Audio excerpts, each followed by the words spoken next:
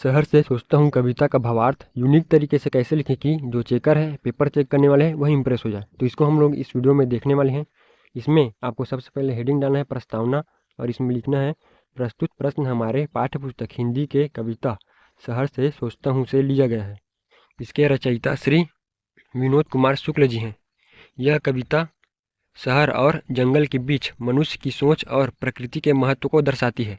विनोद कुमार शुक्ल जी इस कविता के माध्यम से हमें बताते हैं कि प्रकृति हमारे जीवन का अभिन्न हिस्सा है और हमें उसकी रक्षा करनी चाहिए।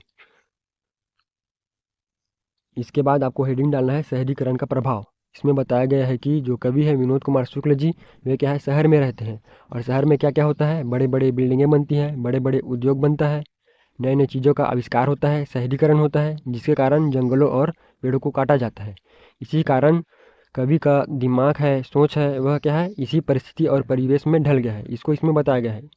इसमें आपको लिखना है कवि विनोद कुमार शुक्ल जी शहर के वातावरण, परिस्थितियों और व्यस्त परिवेश में रहकर सोचते हैं कि जंगल क्या मेरी सोच से भी कट रहा है। इसका तात्पर्य यह है कि क्या शहर में रहने के कारण उनके भावनाएं और संवेदनाएं जंगलों और पेड़ों के जैसे कट रहा है, अर्थात जंगलों और पर्यावरण के प्रति उनके भावनाएं और संवेदनाएं बदल रही हैं। वे प्रश्न पूछते हैं कि जंगल में जंगल नहीं होंगे तो कहाँ होंगे।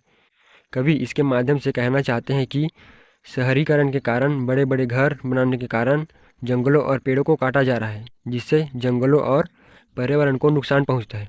और व्यंग्य करते हुए कहते हैं कि शहर की सड़कों के किनारे पेड़ों में होंगे, अर्थात पेड़ अब जंगलों में नहीं बल्कि शहर की सड़कों पर सीमित रह जाएगा।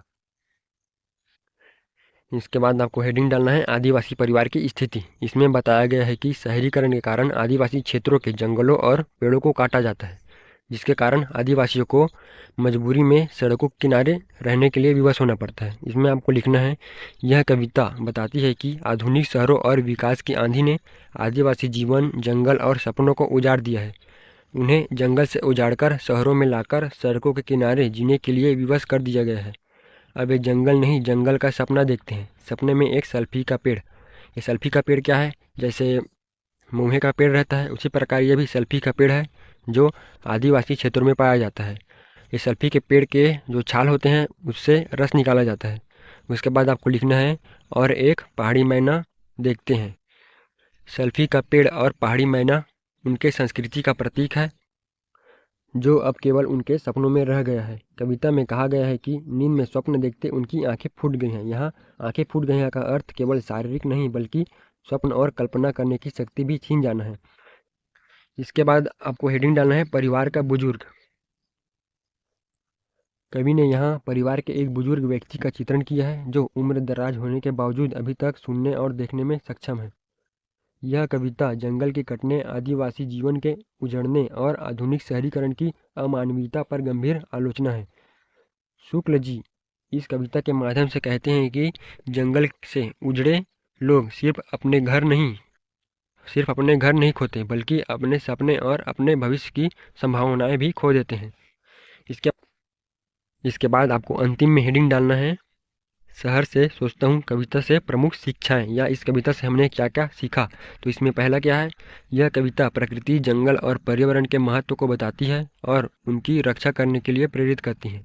दूसरा है आदिवासी परिवार वालों की पीड़ा को उजागर किया है। आधुनिक विकास का दुष्प्रभाव को बताया गया है। और क्या है, अंतिम में सहानुभूति और जागरूकता।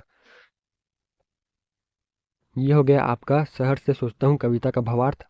2-2.5 पेज का है, इतना काफ़ी है क्योंकि आप भी समझते हैं और जो चेकर है, पेपर चेक करने वाले हैं, वे भी समझते हैं कि इससे ज़्यादा कविता का भावार्थ नहीं लिख सकते। तो इतना काफ़ी रहेगा। तो आज के लिए बस इतना ही, मिलते हैं अगले वीडियो में नेक्स्ट टॉपिक के साथ।